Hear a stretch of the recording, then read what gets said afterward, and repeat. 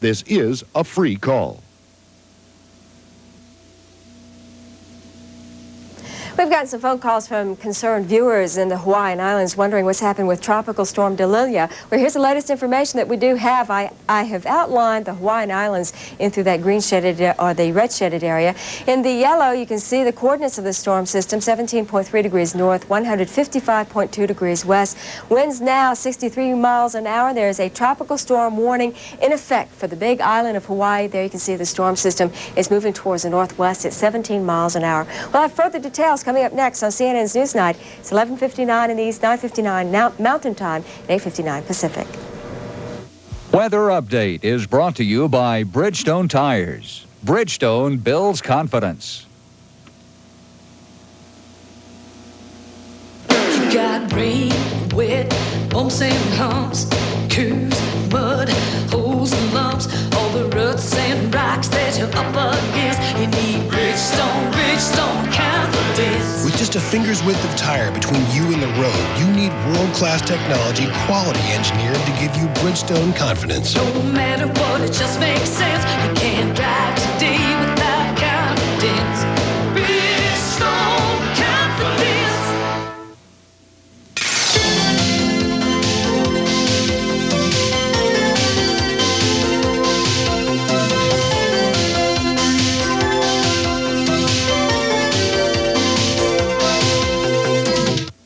This is CNN, a network of Turner Broadcasting System.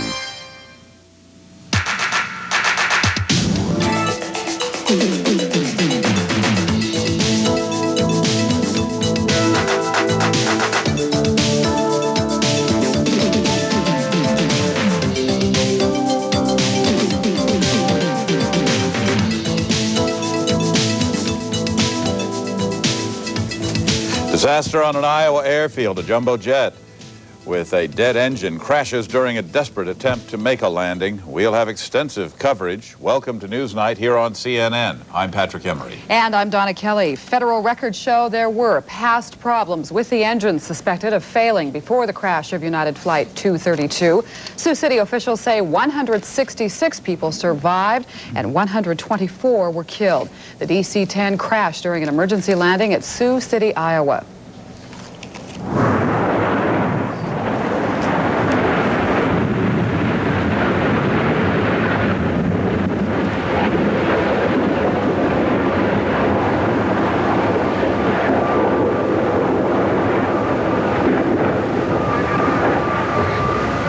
It crashed just short of the runway, cartwheeled, and broke apart. The jumbo jet was carrying at least 290 people from Denver to Chicago. The pilot had reported losing an engine and then total loss of hydraulics. He moved in for an emergency landing at the Sioux City airport and circled about a half an hour. Witnesses say that it appears the pilot was fighting the plane the whole way before it went down. The first doctor at the scene says that the living were scattered among the dead. Some passengers were thrown from the plane as it cartwheeled down the runway, as you just saw. They managed to walk away on their own from the flaming wreck. Others recalled crawling through flames and blood to escape. One survivor told CNN's Larry King of his own harrowing experience. About a half an hour before we crashed, we heard an explosion, and the plane fell a little bit. They announced that we had lost power in one engine, but that we should be able to make it, but it would take a little longer. And about 10 minutes, for about 20 minutes, we didn't hear anything, and then about 10 minutes before, they told us that we were going to have to land in Sioux City because the tail had been damaged, and that the stewardesses would show us what to do for an emergency landing, and if we had to evacuate, how to do it. But we lost some altitude, and we knew something was wrong. And then after about 15 minutes, the plane started pitching back and forth, and the other engines he was increasing and decreasing power, and you could tell that he wasn't controlling the airplane real well. He said he wasn't going to kill us, it was going to be a really rough landing, and that if we had to evacuate, the stewardesses would teach us how. And then they went ahead and did it. We landed, and it was really hard.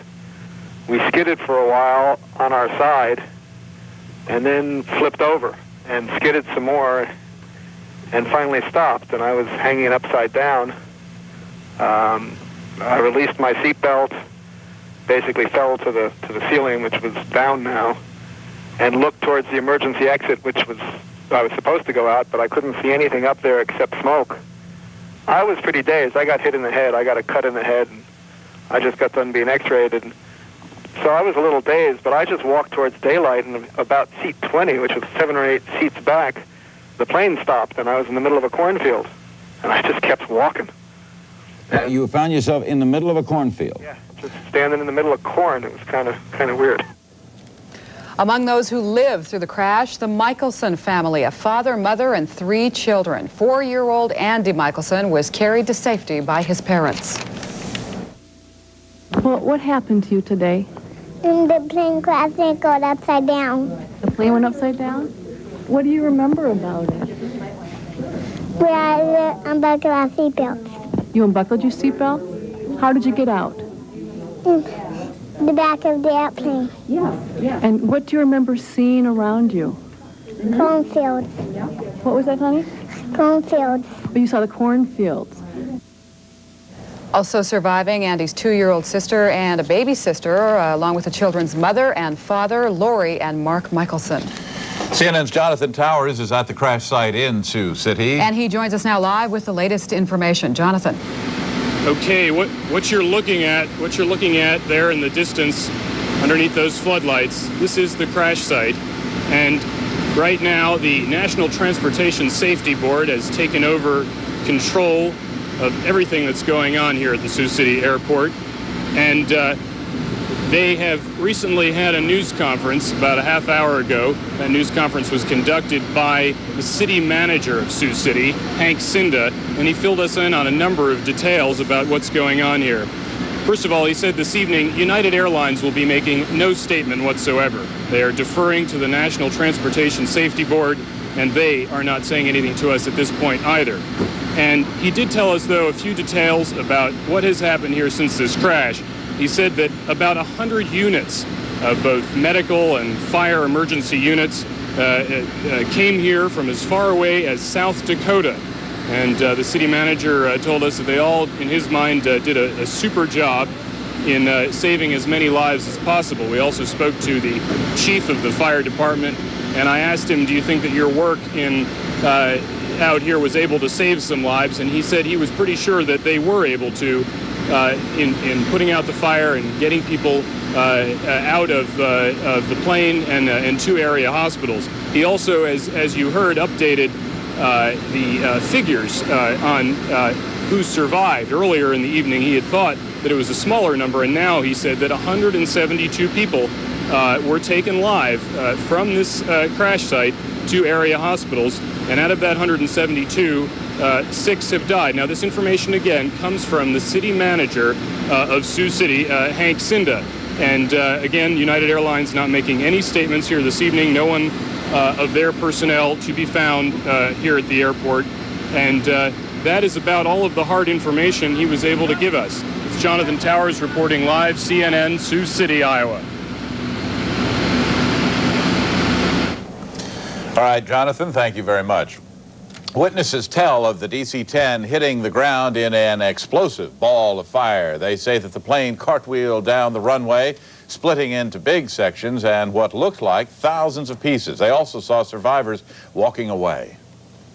The section was laying about 1,000 yards from the terminal itself. Are you certain the people you saw walking from the wreckage were passengers? Yes, I am. There was no emergency vehicles around it at the time. They were walking away. The impact was disastrous. There was a huge fireball, black smoke. The airplane disintegrated. As it slid on the runway, an explosion occurred, sent the fuselage up in the air, spinning off that way. Part of the fuselage burned here, part of it burned right about there. It's amazing. It was awful. Survivors from Flight 232 tell of terror during the crash, then heroism as survivors helped others away from the inferno. They also tell of little panic before impact. The pilot, I hope he survived. He calmly said, we've had a problem with our right engine. We can fly perfectly well on one engine, but I could tell it was worse than that. And The passengers were well behaved. There was no panic. The crew handled themselves admirably. I thought we went through a briefing on how to seat yourself and so on and so forth. The pilot, just before landing, came on and said that, look, this may be more than a rough landing, so, do the best you can to assume the position. Everybody was pretty calm. I mean, we really thought we were just going to land and walk off. And they said it was going to be a real hard landing, but I didn't think it was going to be this hard. And I was pretty dazed. I got hit in the head. I got a cut in the head, and I just got done being x-rayed. And so I was a little dazed, but I just walked towards daylight, and about seat 20, which was 7 or 8 seats back, the plane stopped, and I was in the middle of a cornfield, and I just kept walking. The DC-10 that crashed was known as the Series 10 model, a workhorse of the U.S. and overseas airlines. This is what we have learned about the DC-10 used on Flight 232. The plane was delivered April of 1974. According to Aviation Data Services, it had made more than 16,500 flights. It has logged more than 42,000 hours of service. Now, federal authorities launched the investigation of the United crash. A team from the National Transportation Safety Board left Washington tonight for Sioux City. It's scheduled to arrive right around this hour. Officials from other NTSB and FAA offices also are heading for the scene. Officials say altogether 14 investigators will be working on the crash. They assemble in the morning to start their work. Well, there was a great deal of uncertainty in Chicago where Flight 232 was supposed to land. Hours after the crash, many were still awaiting word on the fate of friends and loved ones. United officials eventually led those waiting at the gate into a private briefing room, away from the press and curious onlookers. This woman was supposed to board Flight 232, which was scheduled to go on to Philadelphia. They came up to me and asked, and my friends, and they asked if we knew anybody that was coming in on Flight 232, and immediately we said, we're on Flight 232, which gate is it at? And they said, no, are you waiting for someone coming in from that flight? And we said no, and then they just passed us by, and there were people behind us that were waiting, and they took them into a room, and they didn't say anything. For the latest in Chicago, let's go there live now. Standing by at Chicago's O'Hare Airport is Diane Levin. Diane? Donna, the latest is unfortunately quite late now. The last word we had officially from the airline more than 2 hours ago. We have learned unofficially, however, that United is following its routine procedure in emergencies such as this, and it is offering to fly family members to Sioux City. People who need to be there can get there this evening. United is making arrangements. It's a little bit frustrating right now, to say the least. Local reporters had hoped to get more information to update local viewers who are watching minute by minute for the latest details. But the last official statement we had was more than 2 hours ago, when a United senior vice president admitted to us that he really knew very little about the crash. I can't tell you, but there was a period of time prior to the accident where the federal aviation authorities were informed that there was an emergency on the plane. I can't tell you that. I think that's an appropriate question, but as soon as that information is available, it was some period of time, but I don't think we're talking about any protracted period of time. The length of time, though, I could not tell you. As soon as we have that information and it is released by the NTSB, certainly you will have it. Mr. Diggin.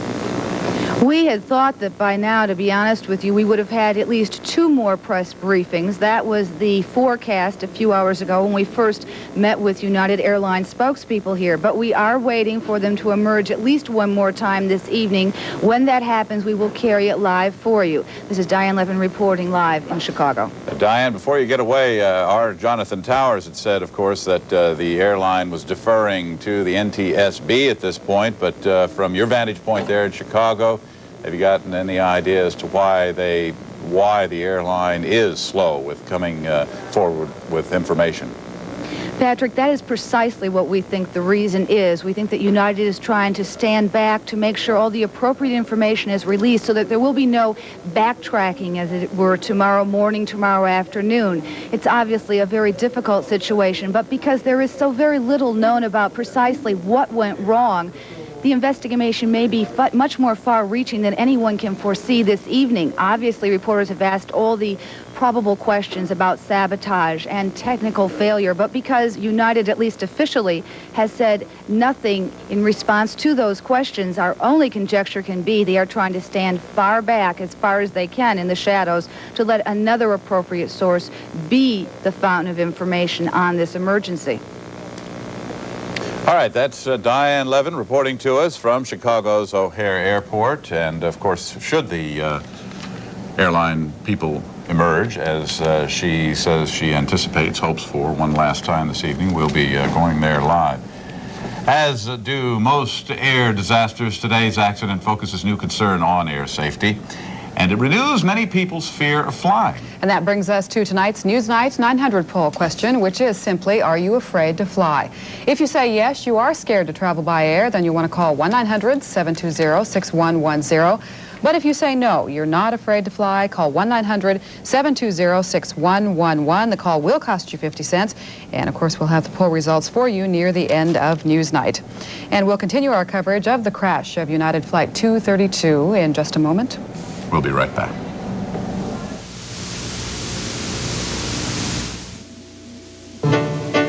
Let's suppose two cockroaches decide to waltz into your home and set up light housekeeping. In just 21 days, you'll have 40 more. In just 1 year, you could have 400,000.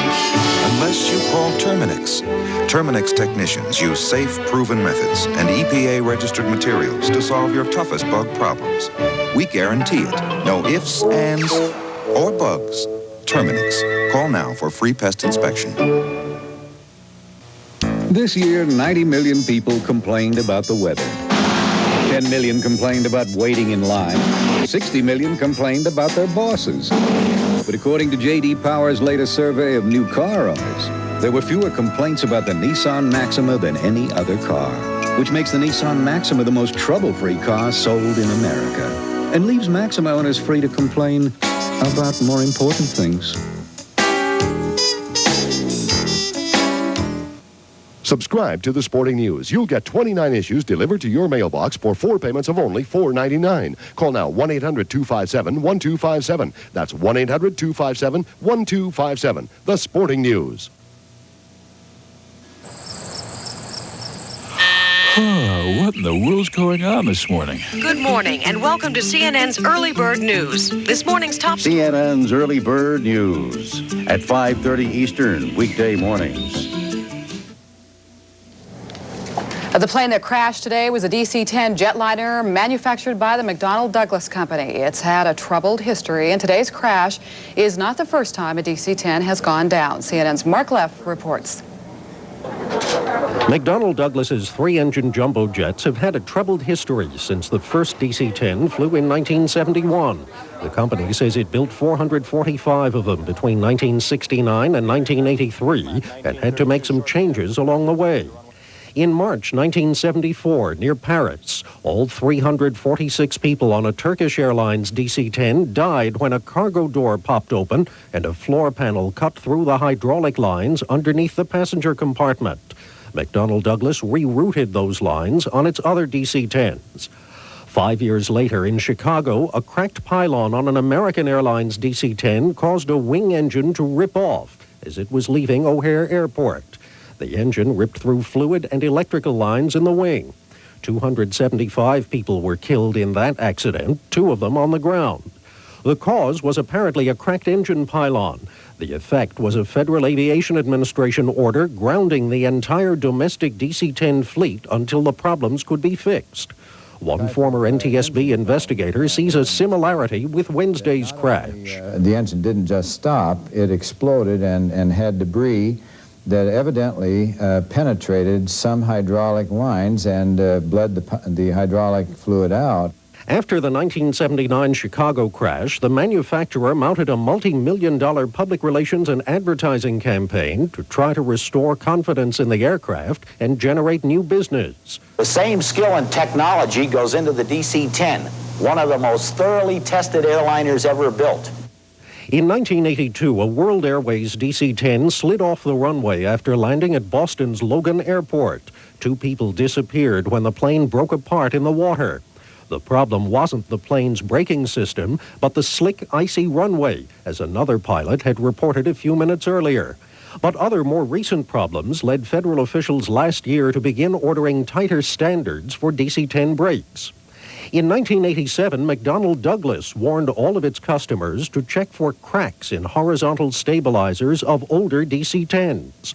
The one that crashed in Iowa Wednesday was one of the earlier models, delivered 15 years ago.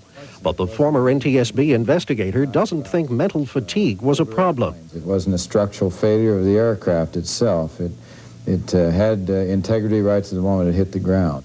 United says that DC-10 had made more than 16,000 takeoffs and landings before Wednesday's crash. Mark Leff, CNN, reporting. We are going to continue with our coverage of the United Airlines crash today in Sioux City, Iowa. And coming up shortly, we're going to be talking with Vic Remenensky.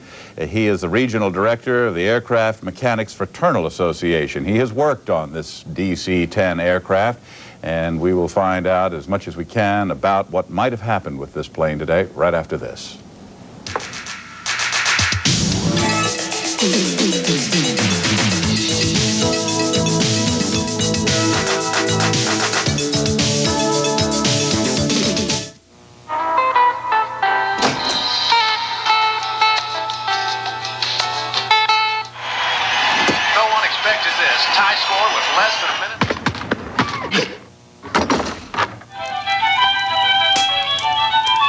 Residence Inn, we've tried to create an atmosphere that's very close to the one you left behind. Hi, honey, I'm home.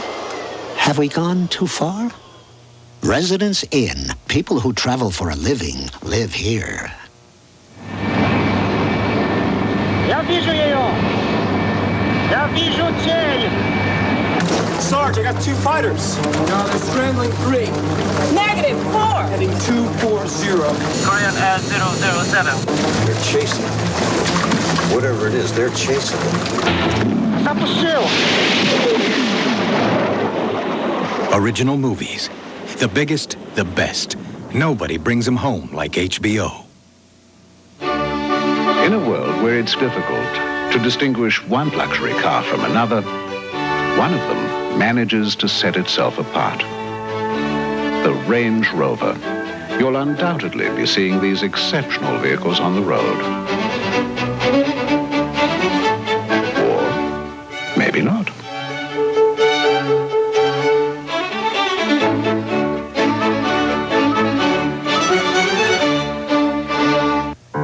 Becoming an American Express card member is now as simple as picking up one of these. Because now you can apply for membership over the phone. Membership has its privileges. To apply, call 1-800-THE-CARD.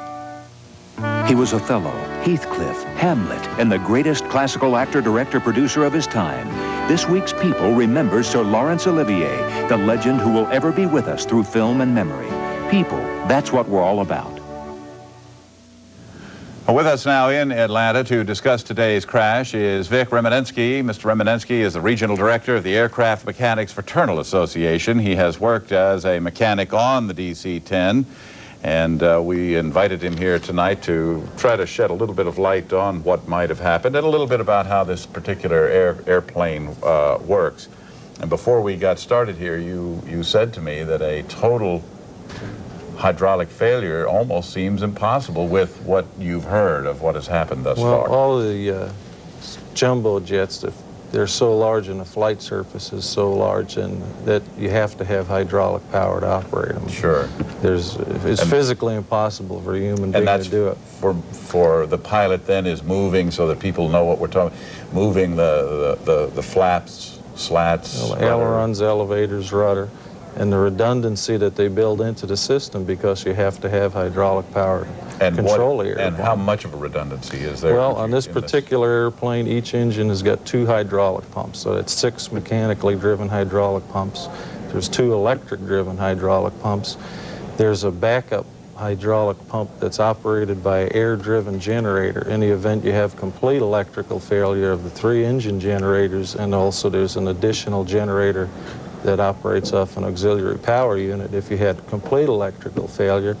the crew's got the capability of dropping a wind-driven generator into the slipstream, and the electrical power from that will drive a hydraulic pump. On this, and we have a model of it here, on this particular aircraft, there is a history, is there not, though, of hydraulic?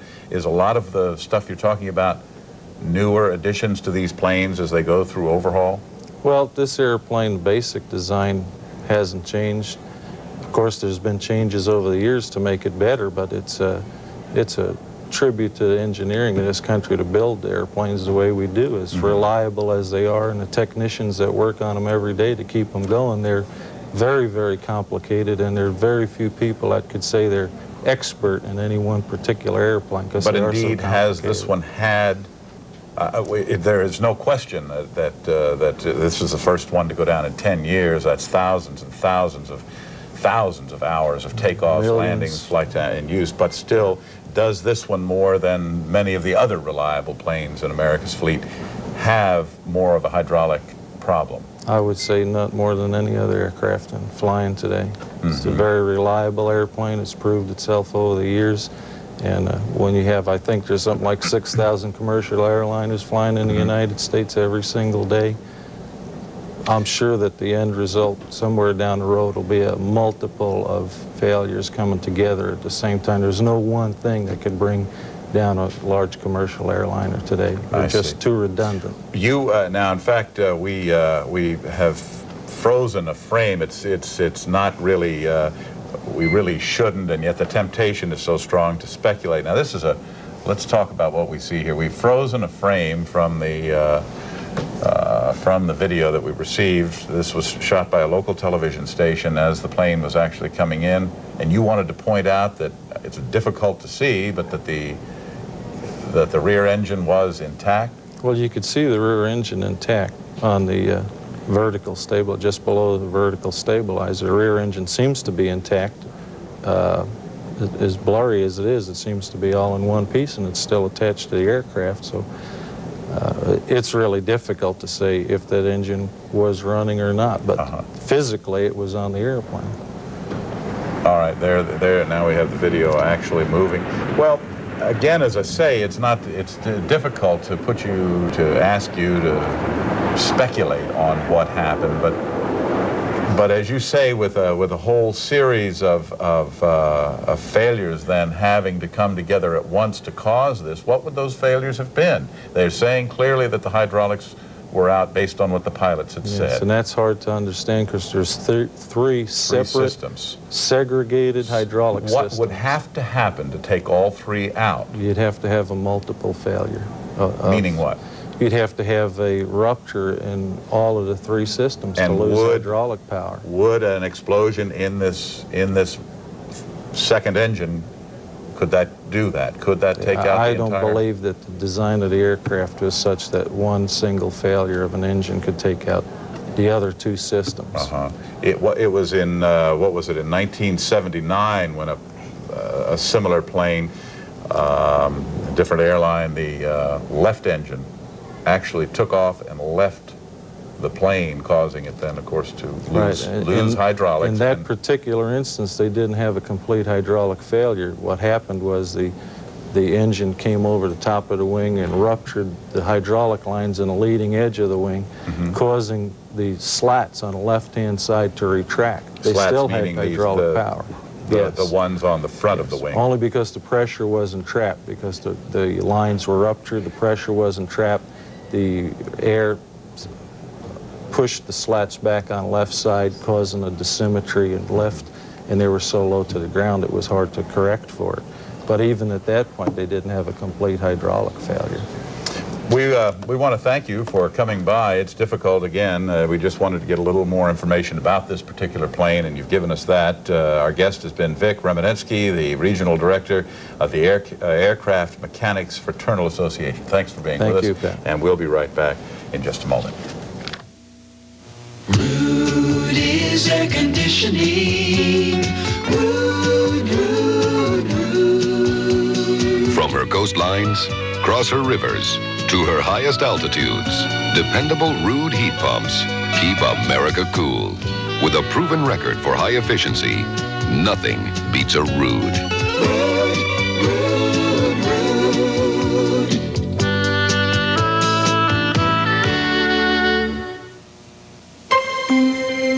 We'd like to give you an idea of how well the Honda Accord's double wishbone suspension works.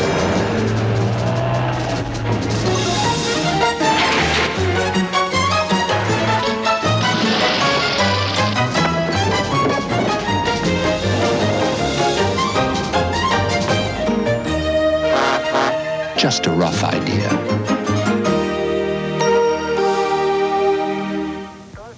It's the 20th anniversary of the moonwalk, and the administration is now thinking about sending a man to Mars. A look at the future of the U.S. space program on Sonia Live tomorrow, noon Eastern, 9 Pacific on CNN.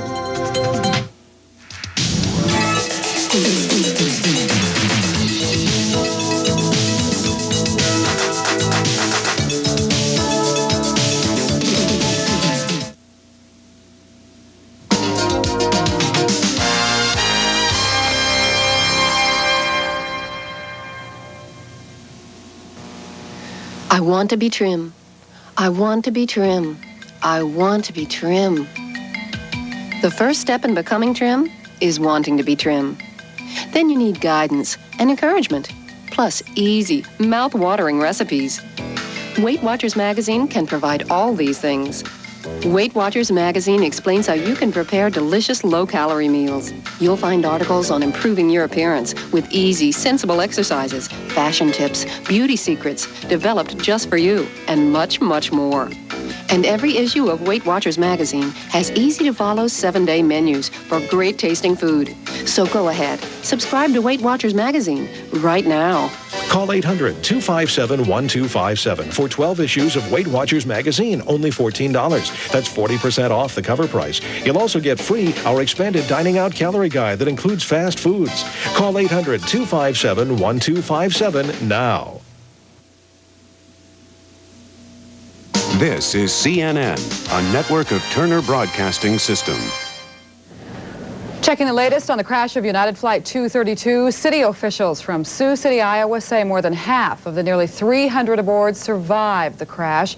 The DC-10 was attempting an emergency landing when it crashed and cartwheeled amid billowing smoke and flames. The plane was heading from Denver to Chicago when the pilot reported complete hydraulic failure. United Airlines is refusing to speculate on the cause of the crash. A federal investigating team is scheduled to arrive at the crash site at this hour. Survivors say the ordeal began about a half an hour before the crash when they heard a big, loud noise that shook the plane. The plane began circling then the Sioux City airport as the crew began preparing the passengers for the emergency landing. One of the survivors picks up the story from that point. About a half an hour before we crashed, we heard an explosion, and the plane fell a little bit. They announced that we had lost power in one engine, but that we should be able to make it, but it would take a little longer.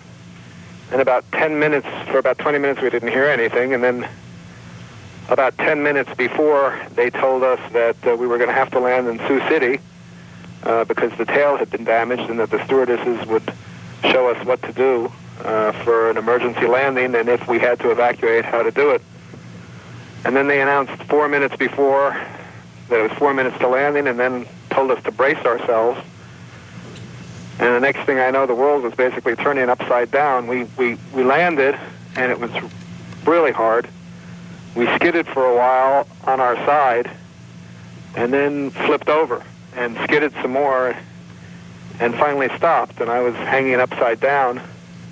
I released my seatbelt, basically fell to the ceiling, which was down now, and looked towards the emergency exit, which was I was supposed to go out, but I couldn't see anything up there except smoke.